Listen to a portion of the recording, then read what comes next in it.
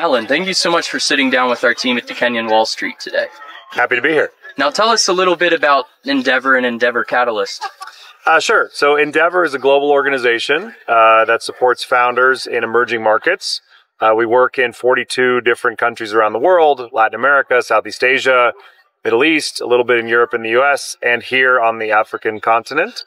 And Endeavor Catalyst is a global venture capital fund that we've built on top of Endeavor to invest into the entrepreneurs supported by Endeavor. So Endeavor Catalyst has about $500 million in assets under management, and we make investments exclusively into emerging markets. Okay, and tell us a little bit about, some of the impact and some of the investments you've made in recent years here in Africa. Sure. So Endeavor is 25 years old, but we started the fund just over a decade ago. Today, we've now made about 300 investments all around the world. Wow. 50 of those have grown up to, or 52 now, I guess, have grown up to be billion-dollar companies. So we're investing earlier, Series A, B, C in these businesses, but they've gotten to real scale. Here in Africa, we've made 33 investments so far. So you do the math, that's about 10% of our global portfolio. Yeah. That's here in Kenya, it's in Nigeria, it's in South Africa, and then up north it's in Egypt, Tunisia, and Morocco. Some of the ones you might know about, we were early investors in Twiga. Here in Kenya, we're investors in Apollo Agriculture, in Victory Farms. We were early in Flutterwave out of Nigeria, which has grown to be a pretty big company.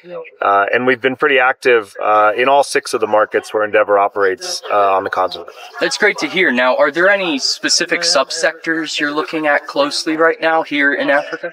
Yeah, so it's an interesting question. Endeavor technically is sector agnostic, meaning we're just holding a mirror up to the marketplace of where are entrepreneurs building the fastest growing companies. For a while, that was clearly fintech, right? We did Flutterwave in Nigeria. We did MoneyPoint. We did MFS Africa coming out of South Africa. Like, you clearly saw this fintech trend happening, and we weren't the only ones. If I were to observe, though, in the last year or two, we've been doing Victory Farms, Apollo Agriculture. There's some a business called Mozara in Egypt. There's some really interesting things of technology coming to agriculture and to food and kind of fish supply chains that I think are pretty interesting to watch. And we'll see more of that. It's essentially this kind of second wave of tech coming to disrupt the biggest sectors in the economy, right? So that is food and agriculture. That's going to be transportation. It'll be healthcare, education, financial services beyond just payments. There's a lot more to come. Okay, yeah, and I read a report recently that it said that here in Africa, per hectare of agricultural land produces like 90% less than what it does, in the West or in more developed markets. Yeah. There's huge gains to be made, right? And essentially this is the idea of, tech can do 2 things. It can disrupt or it can enable. This is really about tech enablement, right? It's about bringing different things, essentially to make agriculture more productive, more efficient. And you do this well, markets like Kenya or countries like Kenya, you could feed the whole continent, right? If you do this well in Africa, you can feed the whole world. We see this trend also in Latin America. So places like Brazil and Argentina, there's also quite a bit of technology coming to the agriculture sector. I think it's going to be an interesting global trend to watch. Okay, now what are you hoping to get out of your week here at the Kauffman Fellows Summit? So I'm here, I guess, in a sense, with 2 hats on. I'm already active investor on the continent with Endeavor, but I was a Kauffman Fellow about a decade ago, and I'm on the board of Kauffman Fellows. And so part of the goal of being here is we've brought hundreds of GPs and fund managers from around the world here to Kenya, many for the first time. I think more than half of these folks put their hand up yesterday and said it's their first time, yes, they did, on the ground here. And our goal really is to create more awareness and ultimately more activity in terms of investment on the continent. This stuff doesn't happen overnight, but my kind of spectrum on it is if I can take a fund manager managing, say, $1 billion fund in Europe or the US who really doesn't know anything about Africa, and their trip can make them more aware, I think that's kind of the first step in the journey. For the folks who are already aware, we're trying to get them interested, right? That's like showing them the best companies that we have to back here. And for people who are already interested, we want to get them active, right? And I think this is a market that is going to be, a future where you'll see a lot of venture dollars deployed. But gatherings like these are part of how you build the knowledge and the confidence for people to invest here.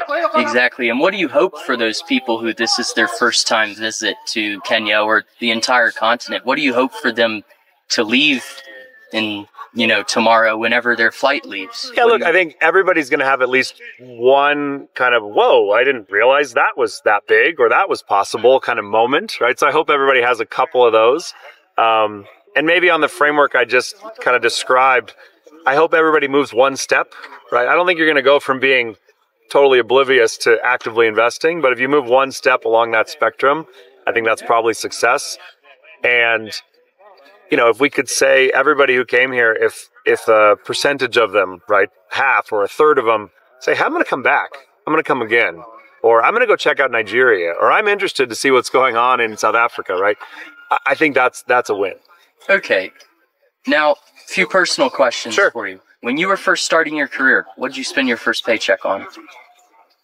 Oh, that's going back a little ways. Let's see. I probably spent it on a plane ticket. Okay. I joined Endeavor in 2006 in New York City in the headquarters. I was 25 years old, very ambitious, very naive, wanted to change the world. Turned out, I think, the thesis back then that entrepreneurs are really the ones who change the world 17 years later, I still think is very true. But if I had to think about it, I probably spent that first paycheck on a plane ticket to Argentina to go back and see some of my friends and some of the founders that I'd met when I lived there. Okay. I really do think to do this emerging market stuff well, I say this, I'm an American, I live in Silicon Valley, I live in California, but to do it well, you have to spend time in the places, right? And so I still think that's true today. Okay, if I were to go into your Spotify or Apple Music, what genre would I see? That's funny. You'll see a lot of bossa nova. I spent enough time in Brazil that I've been very influenced by it. So I listen to a lot of music in Portuguese. I speak Spanish fluently, and I speak a little bit of Portuguese. So it turns out that's the right language to listen to music in because it just kind of plays in the background for me. It's not too distracting. Exactly, yeah. And, a fair amount of jazz, Afro jazz, Cuban jazz, the kind of different influences from different parts of the world. But that's what you'd find. Okay. What's your favorite meal? Interesting. I think as a cuisine, I love the food from Lebanon and the Middle East. In fact, during COVID, when we couldn't travel at all, I had this funny sensation where I realized I was really missing hummus, muhammara, mutabal, all these things they make really, really well. I was like, because I never had to eat these at home because I travel to the region all the time. But without travel, I actually learned how to make a lot of them at home in California. So that's my favorite. Okay, and then last question for today. What is the craziest thing you've ever spent money on? Interesting. Probably the craziest thing we've ever invested money into with the fund was a nano satellite business from an incredibly visionary founder from Argentina who was building satellites about the size of a basketball, assembling them in Uruguay, launching them from all different kind of countries that had space launch capacity, India, China, etc. But essentially putting these clusters of basketball-sized satellites up into space to do real-time Earth orbit observation. The guy's a genius, right? He's an Endeavor entrepreneur. He's somebody we'd backed before. But when he first pitched us for investment, he had no satellites in space. Right, he was just building it. He was drawing it on a whiteboard of what it was going to look like. He was describing the 30 country supply chain that was going to be needed to get all the parts. And I remember thinking oh man, my LPs are going to think I'm totally insane for writing this check. But it worked out, right? And today that's actually a publicly listed company in New York called Satellogic.